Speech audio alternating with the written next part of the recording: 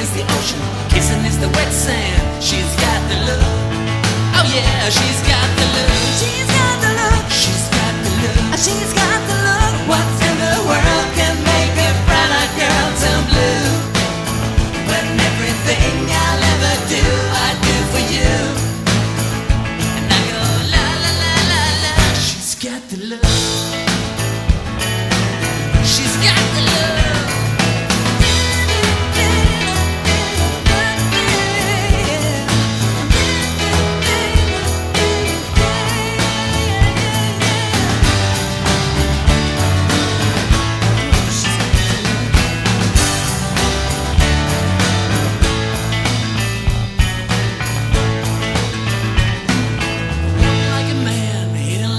She's a juvenile scam, never was a quitter, tasted like a raindrop. She's got the look. She goes na na na na na na na na na na na na na na na na. She's got the look. Yeah, yeah, she's got the look. She's got the look. She's got the look. She's got the look. What in the world can make a brown-eyed girl turn blue? When everything I'll ever do, I do for you. And I go la la la la la. She's got the look. What in the world can make you so blue? When everything I'll ever do, I do for you. And I go la la la la la.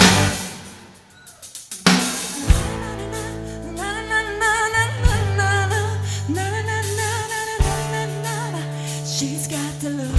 Come on, let me hear you.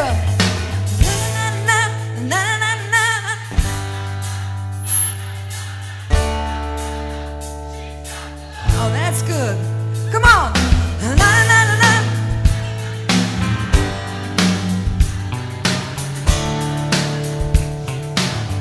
You got to look.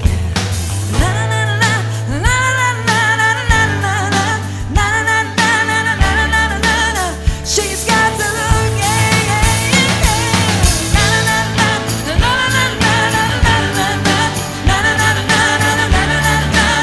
She's got the look, yeah. She goes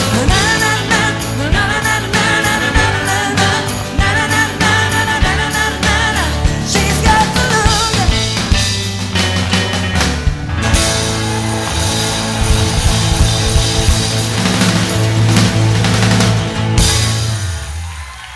Thank you.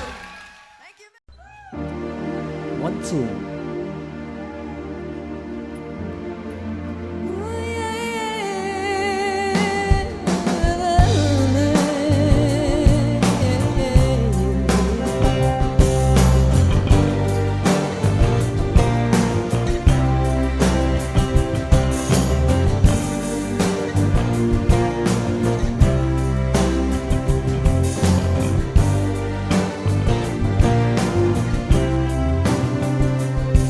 Through the night, I wake up in a dream. Echoes in my head, like every whisper turned into a scream. I dream I could fly out in the blue over this town, following you over the trees, subways and cars. I try to find out who you really are. In the middle of the night, cool, sweating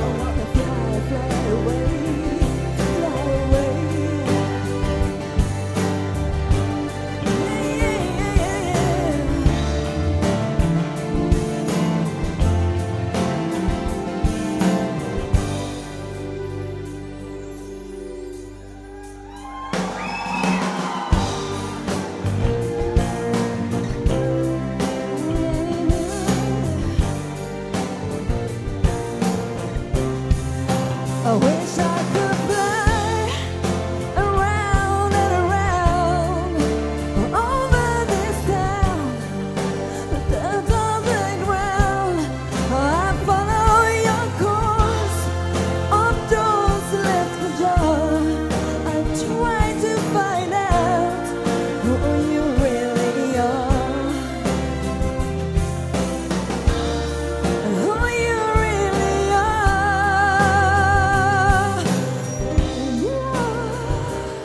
I wanna fly, fly, fly, fly away. I wish I could fly,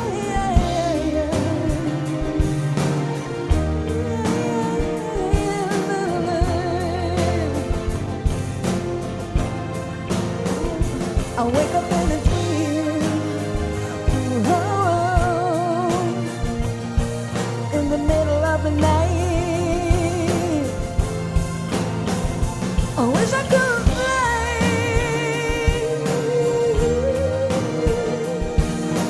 fly away. I wish I could fly.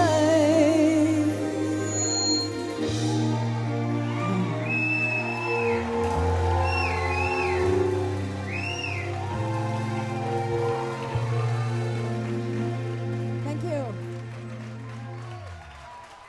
Thank you very much. Well, I recently sat down with Per and Marie from Roxette while they were in New York City promoting their brand new album, Don't Bore Us, Get to the Chorus, for release at U.S. only. Of course, they're working on a brand new album right now. And we asked Marie how Roxette formed. Well, Per and I formed Roxette in 1986. We were in those days living on the small town on the west coast in Sweden called Halmstad, and we had a lot of fun together. But our dreams from the very first beginning was, to maybe reach Europe. We never thought about US or rest of the world. So, but it went really well, and it was first with the second album, the Look Sharp album, and with the song The Look that we came over here, and we had 4 number ones here, and fantastic big success all over the world. So. You know, a lot of people don't know that the second album for Roxette actually turned the trick here in the States. It was not their first album. Look Sharp came out and took the country by storm, and we asked Per how they were able to deal with that sort of overnight success here in the States. Well, I think it's America was the first country outside of Sweden where we had success, and obviously America is the toughest nut to crack. So we were, what can I say? Still in shock, even today, basically, that it actually happened. But at the same time, in those days it was so rare. Today you have this Swedish phenomenon. You have so many Swedish and Scandinavian acts that have success. Tons of them. Cardigans, Ace of Base, Aqua, Right. the Max Martin, Right. Sharon people. And in those days, it was really, really hard to crack. So for good reason, we were quite surprised. But on the other hand, we were 29 years old when it happened, so we had been around in the music industry for quite a while, so we were sort of experienced, which helped us a lot, I think. So we took it as it came, and went from Look Sharp to Joyride, and went from Joyride to whatever it was, the tourism. We asked Per a little bit about his songwriting. I know that Marie and Per both write songs. It seems like their songwriting was always very beneficial for them as far as their success here in America, and here's their answer. Yeah, I think it's both Marie and myself. We are products of our record collections, and we grew up listening a lot to the 60s and the 70s. We were teenagers during the punk days and the glam rock days. When we eventually started to write music ourselves, we come from that tradition, and we still do. And it's a generation thing. We base everything around melodies and strong melodies. And even today, when I write a song, it has to have a strong melody. Otherwise, I'm not really interested.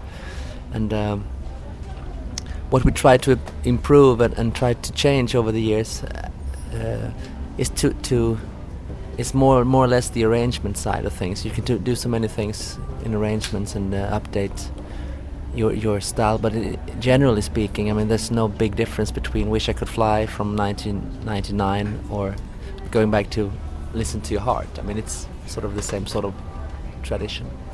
One of the things we asked them is about their songs. Some of their songs sound so similar, but at the same time, yet so different. And I think a lot of that has to do with their production. Yes.